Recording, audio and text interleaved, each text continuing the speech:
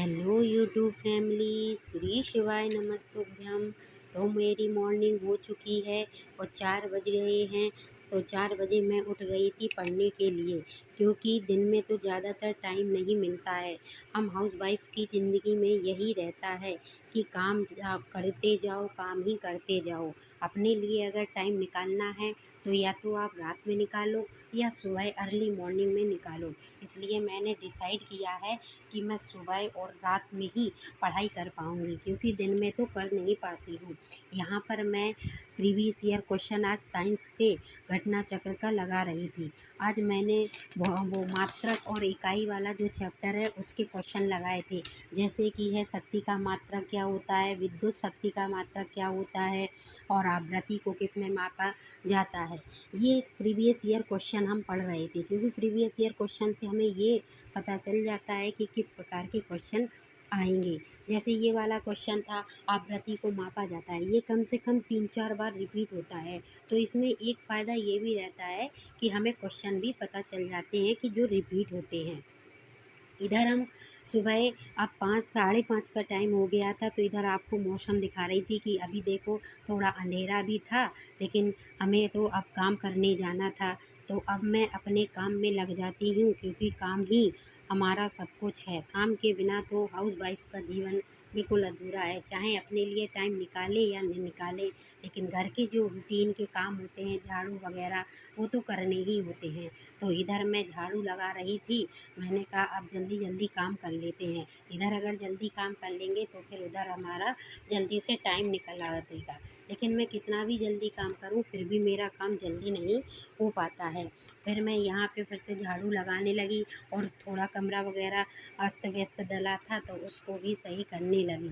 इधर मेरी झाड़ू लग रही थी और इधर मैं अपने पढ़ाई के बारे में भी सोच रही थी कि मैं जल्दी जल्दी अपना काम निपटा लूँ, उसके बाद पढ़ने के लिए बैठ जाऊँ। क्योंकि हमें जितना भी टाइम मिलता है मैं यही सोचती हूँ कि थोड़ा बहुत पढ़ ही लूँ, लेकिन क्या करूँ। हाँ, गाँव की हमें ऐसी समस्या हो जाती है कि कोई ना कोई काम आ ही जाता है। यहाँ पर मेरी थोड़े सिलेबस वगैरह ये पिछला हुआ डला था, तो मैं उसको भी समेट कर सही कर रही थी। मैं क्या करूँ, इतना सोचती हूँ कि कैसे एडजस्ट करूँ, कैसे अपनी पढ़ाई को मेंटेन करूँ, लेकिन मैंने किया और करूँगी भी आगे। अब मैं यहाँ पर अपना चूल्हा जला लिया था, क्योंकि मैं गांव में रहती हूँ और गांव पर खाना अधिकतर चूल्हों पर ही बनता है। तो मैं यहाँ पर अपना चूल्हा जला लिया था और मेरी यहाँ पर रोटियाँ बन रही थी। मैं सोच रही थी कि बस जल्दी से मेरी रोटी बन जाए और मेरा सारा काम फिनिश हो जाए, क्योंकि जब खाना कंप्लीट हो जाता है तो ऐसा लगता है हाँ हमारा पूरा काम ही कंप्लीट हो गया।